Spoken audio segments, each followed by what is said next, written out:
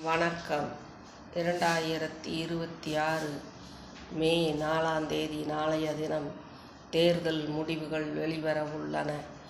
இதில் பத்திரிகை ஊடகங்கள், பத்திரிகையாளர்கள், அரசியல் தலைவர்கள், அரசியல் விமர்சகர்கள், இப்படி பலரும், ஜோதிடர்கள் பலரும் பல பதிவுகளை அவரவர்களுக்கு தெரிந்த மாதிரி அவரவர் எண்ணங்களில் யார் வெற்றி பெறுவர் என்பதை பதிவிட்டிருந்தார்கள். நானும் அவ்வண்ணமே ஏப்ரல் 22 ஒரு பதிவை போட்டிருக்கிறேன். ஆகவே நாளைய தினம் அத்துணை பேருக்கும் ஒரு முடிவு தெரிந்துவிடும்.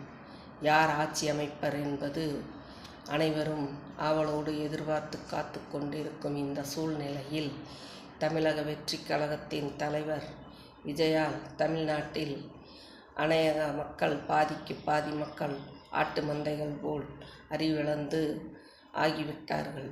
இவர்களை எப்படி திருத்துவது என்பது என் போன்ற வயதானவர்களுக்கு பெரும் சவாலாகவே உள்ளது, மிகவும் வேதனையாகவும் உள்ளது.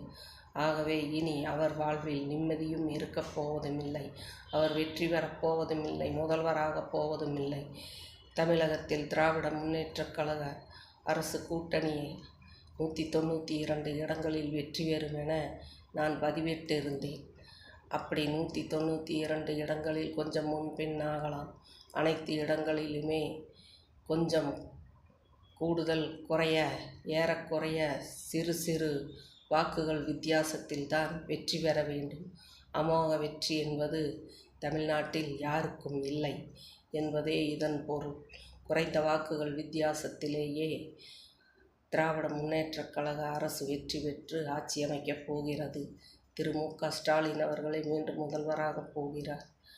எடப்பாடி பழனிசாமி அவர்கள் எதிர்க்கட்சி தலைவராக வர வாய்ப்பு அதிகம் உள்ளது.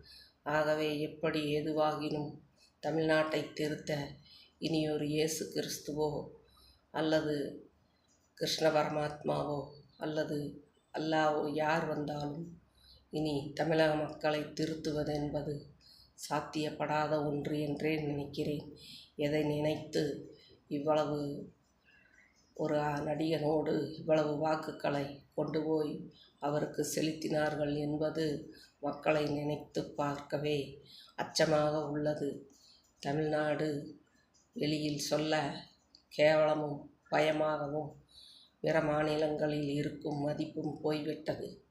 ஆகவே எது எப்படி ஆயினும் இந்த தேர்தல் முடிவில் திரு மு.க. ஸ்டாலின் அவர்கள் முதல்வராகி நமது நாட்டுக்கு சேவை செய்வார் என்பதே உறுதியான ஒன்று. வணக்கம். நன்றி.